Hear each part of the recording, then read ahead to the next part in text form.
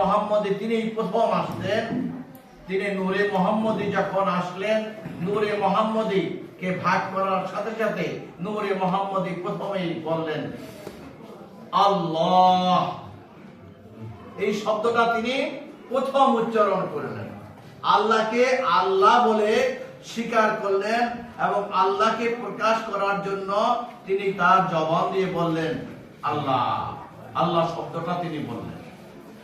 আল্লাহ পাক খুশি হয়ে গেলেন। তার এই নূর থেকে তিনি আমাদের যা কিছু দৃষ্টিতে আছে সমস্ত কিছু সৃষ্টি করলেন। আসমান, জমিন, পাহাড়, পর্বত, নদী, নালা, গাছপালা, তরু, লতা, বৃক্ষাদি যা কিছু আমাদের দৃষ্টিতে আছে সবকিছু তিনি আল্লাহ রাসূলের নূর থেকে সৃষ্টি করলেন। কোরআন শরীফের মধ্যে আছে আল্লাহ তাআলা বলেন হযরত মুহাম্মদ সাল্লাল্লাহু আলাইহি সাল্লাম মুমিনগণের নিকট তাহাদের নিজ নিজ জীবন হইতে প্রিয় এবং তাহার বিবিগণ মুমিনগণের মা। এই জন্য আল্লাহ রাসূলের যত স্ত্রী ছিল, আল্লাহ রাসূলের 13 জন স্ত্রী, এই প্রত্যেকেই আমাদের জন্য কি উম্মুল মুমিনিন। উম্মুল মুমিনিন আমরা সকলেই তাদেরকে কি বলবো? আমাদের মা। আল্লাহ রাসূলকে ভালোবাসতে বলেছেন। কোরআনে কারীমের মধ্যে বলেছেন কুল, মানে বলো। আল্লাহ রাসূলকে বলতে বলছেন আল্লাহ পাক কুল আদেশ করেছেন ইন কুনতুম তুহিব্বুন আল্লাহ। হে নবী আপনি বলে দেন, মানুষদেরকে বলে দেন ইন কুনতুম তুহিব্বুন আল্লাহ। আমি আল্লাহকে কেউ যদি ভালোবাসতে চায়, আমাকে যদি কেউ ভালোবাসতে চায়, তুহিব্বুন আল্লাহ ফাত্তাবিউনি, তাইলে যেন সে আপনাকে ভালোবাসে। আপনার ভালোবাসার মধ্যে আমি আল্লাহ আছি। আপনার সাথে যার ভালোবাসা নাই, আমি আল্লাহর সাথে তার কোনো ভালোবাসা নাই। আল্লাহ পাক জন্য একটা আল্লাহ রাসূল একজন হাদিসে বলছেন, আন আনাস রাদিয়াল্লাহু তাআলা আনহু قال قال رسول الله صلى الله عليه وسلم لا يؤمن احدكم حتى اكون احب اليه من والده ووالده والناس اجمعين। আল্লাহ রাসূল বলেন ওই ব্যক্তি প্রকৃত মুমিন হতে পারবে না কোনোদিনই। লা ইউমিনু আহাদাকুম হাত্তা আকুনা আহাব্বা ইলাইহি, যতক্ষণ পর্যন্ত সে আমাকে ভালোবাসতে না পারবে। কাকে দে? স্ত্রী, পুত্র, ছেলে, মেয়ে, আত্মীয় স্বজন, পাড়া প্রতিবেশী, দত্ত আপন যারা আছে, জমি জমা, গড় দৌড় যা কিছু আছে, সমস্ত কিছুর চাইতে যতক্ষণ পর্যন্ত আমাকে ভালোবাসতে না পারবে ততক্ষণ পর্যন্ত সে প্রকৃত মুমিন হতে পারবে না। তাহলে আমরা আল্লাহ রাসূলকে যতক্ষণ পর্যন্ত ভালোবাসতে না পারবে ততক্ষণ পর্যন্ত আমরা তার সুপারিশের আশা করতে পারি। আর আল্লাহ রাসূলের সুপারিশ না হইলে কোন রকমেরই আমাদের জান্নাতে যাওয়ার কোনো ব্যবস্থা নেই। আমরা ইবাদত বন্দেগী যত কিছু করি না কেন, আমাদের ইবাদত বন্দেগীর মধ্যে কম বেশি ত্রুটি বিচ্যুতি আছে। আল্লাহর দয়া ছাড়া, আল্লাহর রহম ছাড়া, আল্লাহ রাসূলের সুপারিশ ছাড়া কোন রকমেরই আমাদের জান্নাতে যাওয়ার কোনো কায়দা নাই। আল্লাহ তাআলা বলেন নিশ্চয়ই আমি আপনাকে সমস্ত মানব কুলের নিকট সুখবর দাতা, ভয় প্রদর্শক দাতা হিসাবে পাঠাইছি। সমস্ত মানুষের শ্রেষ্ঠ, সমস্ত মানব কুলের সর্বশ্রেষ্ঠ মানুষ হুজুর সাল্লাল্লাহু আলাইহি সাল্লামকে বানানো হয়েছে। আদম আলাইহিস সালামকে বানানোর সময় আদম আলাইহিস সালামকে যখন আল্লাহ পাক সৃষ্টি করেন, আদম আলাইহিস সালামের মাটি যখন জমিনে ছিল, পানি যখন জমিনে ছিল, বাতাস যখন জমিনে ছিল, তখন আগুন, পানি, মাটি, বাতাস এগুলোকে নিয়ে যেখানে ছানানো হয়েছিল, বানানো হয়েছিল, শেষ পর্যন্ত আল্লাহ পাক নিজে তার চেহারা মোবারক, আমাদের এই চেহারা মোবারকটা এটা আল্লাহ নিজের হাতে, তার কুদরতি হাতে তিনি তৈরি করেন। এই কুদরতি হাতে দেখবেন, একটু খেয়াল করলে দেখেন আল্লাহ শব্দটা এই মুখের মধ্যে, মুখটাকে উল্টায় দেখলে দেখা যাবে এটার মধ্যে আল্লাহ শব্দটা লেখা।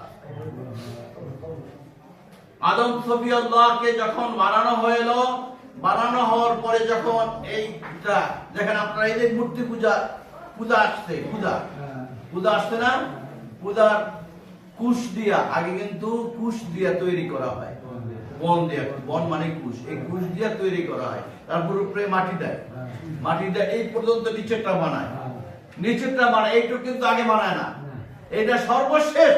এটাকে ওই যারা প্রতিমা তৈরি করে এরা কিন্তু এটা সর্বশেষ বানায়, সর্বশেষে এটা বানায়। আল্লাহ পাক যখন এটাকে বানানো হলো, বানানোর পরে ফুৎকার দিল, ফু দিল, ফু দেওয়ানোর পরে রূহ যখন ঢুকানো হলো, ঢুকানোর পরে রূহ বারবার বেরিয়ে আসে, পরপর দেয়। ওমা আনফাকতু মিন রূহি, রূহকে বারবার প্রেরণ করা হয়, বারবার ফিরে আসে, বারবার প্রেরণ করা হয়, বারবার ফিরে আসে। আল্লাহ রাব্বুল ইজ্জত এবার বুঝতে পারলো যে রূহকে জিজ্ঞেস করলো, হে তুমি কেন ফিরে আসো? হে বারি ইলাহি, আমি এখানে থাকি, যেখানে আমাকে ঢুকিয়ে দেওয়া হয় ওখানে অন্ধকার, ওখানে আমার ভালো লাগে না, ওখানে আমি থাকতে চাচ্ছি না, ওখান থেকে চলে আসতে হয়। যখন আল্লাহ রাব্বুল ইজ্জত নূরে মুহাম্মদী থেকে নূর মোবারক ওখানে ঢুকিয়ে দিল, দেওয়ার সাথে সাথে আবার রূহকে ঢুকালো, ঢুকানোর পরে কয় কামিয়া চলে আসো। এবার রূহ বলে নো নো, আমি আর আসবো না, আমি অনেক শান্তিতে আছি। সুবহানাল্লাহ। এবার রূহ আর ফিরে আসে না। এজন্য দেখেন কোরআনের মধ্যে একটা আয়াতও আছে এরকম, কাইফা তাকফুরুনা বিল্লাহি ওয়া কুনতুম আমওয়াতান ফাহিয়াকুম সুম্মা ইউমিতুকুম সুম্মা ইউহয়িকুম সুম্মা ইলাইহি তুরজাউন। মানব, তোমাকে আমি নির্জীব ছিলা, তুমি নির্জীব ছিলা, তোমাকে নির্জীব অবস্থায় প্রেরণ করেছে, কেমন করে আমার নাশকরি করো? কাইফা তাকফুরুনা মানে হে বান্দারা, তুমি আমার কাছে আমার নাশকরি কেন করো, কেমনে করো? কুনতুম আমওয়াতান, তুমি মৃত ছিলে, ফাহিয়াকুম, তোমাকে জীবিত করেছি, প্রাণ দিয়েছি, ফাহিয়াকুম সুম্মা ইউমিতুকুম, তোমাকে আবার পুনরায় মৃত্যুর স্বাদ গ্রহণ করতে হবে, সুম্মা ইলাইহি তুরজাউন, আবার তোমাকে পুনরায় আবার পুনরুদ্ধার করা হবে। এজন্য আমাদের 60টা মুসলমানদের 60টা বিধানের মধ্যে মৃত্যুর পরে পুনরুত্থান এটা একটা। আমানতু বিল্লাহ, আল্লাহর প্রতি ঈমান আনলাম, ওয়া মালাইকাতিহি ওয়া কুতুবিহি ওয়া রাসূলিহি ওয়াল ইয়াউমিল আখির ওয়াল কদরি খাইরিহি ওয়া শাররিহি মিনাল্লাহি তাআলা ওয়াল বাস বাদাল। মৃত্যুর পরে আবার আপনাকে উঠানো হবে। যখন আল্লাহ পাক তাকে বলল তুমি এবার ফিরে আসো, আল্লাহ এইবারে বলল আল্লাহ ইয়া রব্বুল ইজ্জত, আমি অনেক শান্তিতে আছি, আমি নূরময় জায়গার মধ্যে আছি। যে আদম আলাইহিস সালামকে তৈরি করার পরে আমাদের বড় যে শত্রু, বড় যে মুআল্লিমুল মালায়েকা 9.5 লক্ষ বছর জমিনের মধ্যে বাধাবন্দী করেছে। হ্যাঁ, আযাবুল ফেরেশতা 9.5 লক্ষ বছর ইবাদত করার পরে সে কি হয়েছে? মুআল্লিমুল মালায়েকা, ফেরেশতাদের সর্দার, জিবরাইল আলাইহিস সালামের সর্দার ছিলেন তিনি। শুধু আল্লাহর একটা নাফরমানি করে, একটা হুকুম অমান্য করে সে আমাদের কাছ থেকে আল্লাহ রাব্বুল ইজ্জত তাকে বিতাড়িত শয়তান নামে ঘোষণা করে তাকে জান্নাত থেকে বের করে দিল। গো টু হেভেন, তুমি সরকার থেকে বেরিয়ে যাও। ভাইয়েরা, আমরা প্রতিদিন এরকম কত অপরাধ করতেছি, এই তো একটা অপরাধ করছি, একটা অপরাধের জন্য তাকে বের করে দেওয়া হয়েছে জান্নাত থেকে। আমাদের অপরাধ কত? প্রতিদিন আমাদের অপরাধ আছে না? হুকুম, আল্লাহর হুকুম কি? নামাজ। আমরা অনেকেই নামাজ এক ওয়াক্ত পড়লে আর ওয়াক্ত আমাদের কাজা হয়।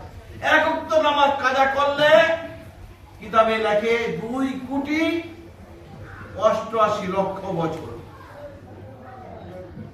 2,88,00,000 বছর একটা হুকুম অমান্য করলে, তাহলে সে একটা হুকুম অমান্য করে আল্লাহর কাছ থেকে বিদায় নিচ্ছে। হ্যাঁ, হযরত আদম আলাইহিস সালামকে আল্লাহ পাক কি বানাইছে?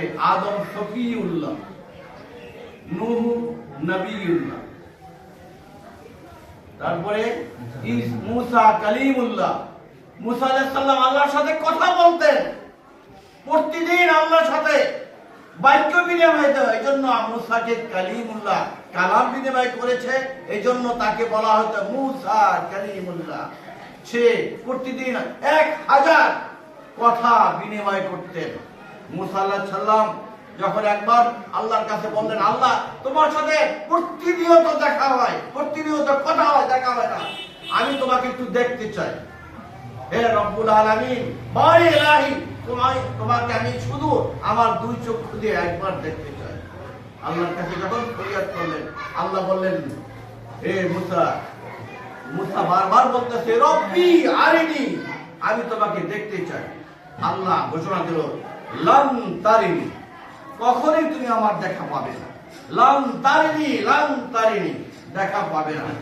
তত আল্লাহ রাব্বুল ইজ্জত তাকে বললেন, ঠিক আছে তুমি আসো, কাম হিয়ার টু তুর, তুর পাহাড়ের মধ্যে আসো, এখানে এসে আমার সাথে দেখা করো। মুসা আলাইহিস সালাম তুর পাহাড়ে যায়, দেখে আলো জ্বলতেছে। মুসা আলাইহিস সালাম জুতো নিয়ে তুর পাহাড়ে উঠতে শুরু করছিলেন। আল্লাহ রাব্বুল ইজ্জত ধমক দিয়ে বললেন, হে মুসা, আমি আল্লাহ রাব্বুল ইজ্জত এখানে অবস্থান করতেছি, তোমার জুতো নিয়ে তুমি এখানে আসো। গো, তুমি এখান থেকে বেরিয়ে যাও, জুতা খুলে আমার কাছে আসো। আর যিনি সাইয়্যিদুল মুরসালিন, হাবিবে খোদা হুজুর পাক সাল্লাল্লাহু আলাইহি সাল্লাম, তাকে তিনি দাওয়াত দিয়ে নিলেন।